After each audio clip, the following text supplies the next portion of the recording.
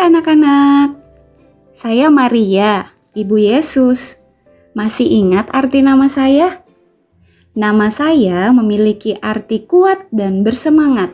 Tetapi ada arti lainnya juga, yaitu suka melawan.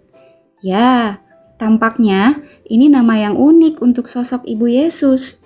Tapi kenyataannya, saya ini memang orang berdosa yang juga memerlukan juru selamat.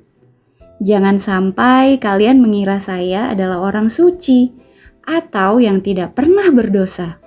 Sebagai keturunan Daud, saya pun mewarisi banyak kecenderungan-kecenderungan buruk dari para orang tua saya.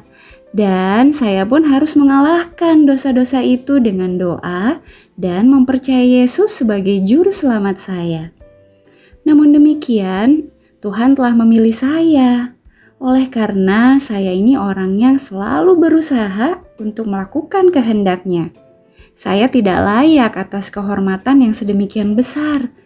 Dan meskipun saya termasuk dari antara perempuan-perempuan termiskin yang dikisahkan dalam Alkitab, namun Tuhan telah memberikan hak istimewa dan tanggung jawab besar untuk membesarkan Sang Penebus dunia.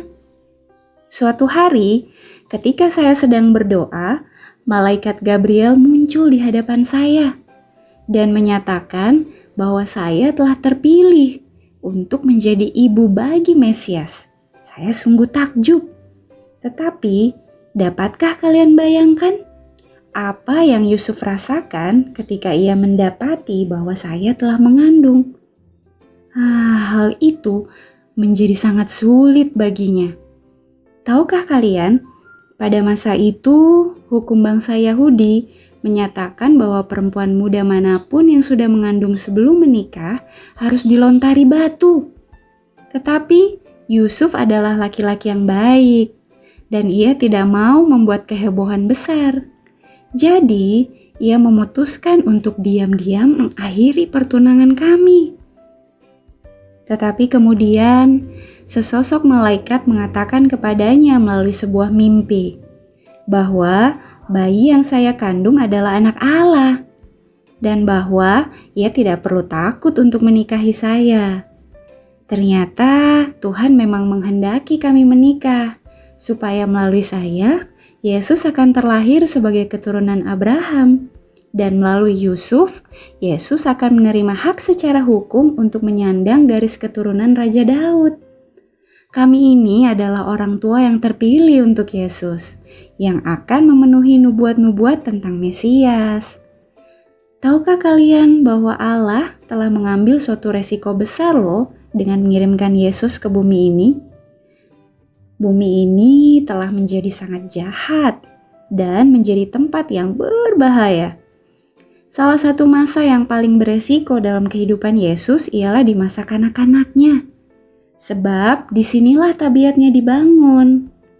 Untuk melindungi pikirannya dari hal-hal salah yang diajar di sekolah-sekolah Israel, saya pun mendidiknya sendiri.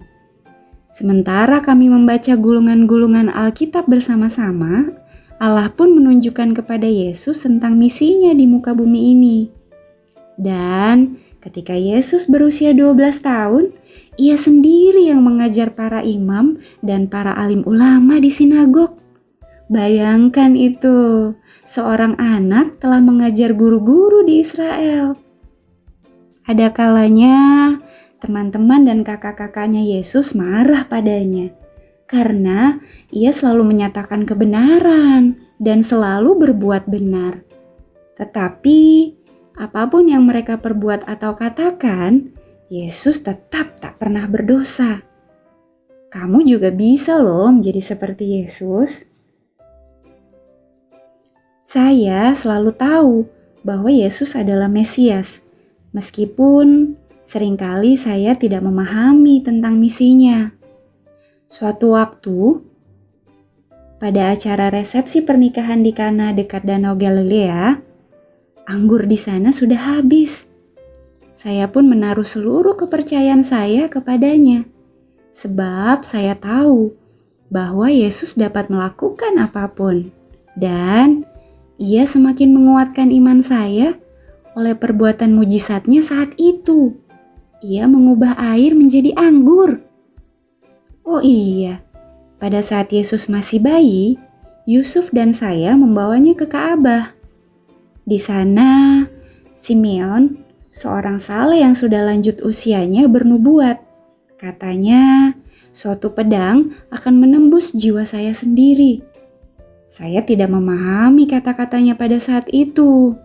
Tetapi ketika Yesus disalib, saya pun merasakan bagaimana hati saya ini bagai terbelah dua. Sungguh sulit masa itu bagi saya. Tetapi sebagaimana Yesus telah mengirimkan Roh Kudus-Nya sebagai penghibur pada hari Pentakosta, demikian pula Yesus akan mencurahkan Roh Kudus-Nya itu bagi barang siapa yang setia sampai akhir. Roh Kudus ini akan memberikan kekuatan dan penghiburan yang diperlukan bagi setiap orang yang setia selama masa kesukaran yang terakhir. Dengan cara yang sama ketika saya melahirkan Mesias, di mana meskipun saya ini orang berdosa dan memiliki hati manusiawi biasa, namun demikian Roh Kuduslah yang menolong saya. Demikian juga Roh Kudus dapat menjadikan Yesus terlahir dalam hati kita. Alkitab menyebut hal ini sebagai lahir baru. Sebab suatu sifat ilahi yang sepenuhnya berbeda dengan sifat alamiah lama kita akan nampak dalam diri kita. Dan kita pun akan disebut sebagai anak-anak Allah. Ada 144.000 yang setia kata Alkitab, yang akan berdiri di hari-hari terakhir, yang juga akan dianggap seperti perawan.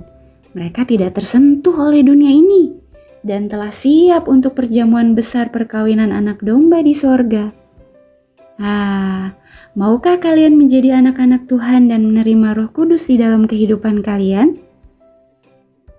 Apakah kalian mau mengajari orang-orang tentang Yesus? Kalau begitu, kalian harus berdoa dan jangan mau dihancurkan oleh pencobaan-pencobaan setan ya. Serahkanlah seluruh hati kalian kepada Tuhan dan turutilah perintah-perintahnya. Maka kalian pun akan menjadi para pemenang. Sampai jumpa teman-teman.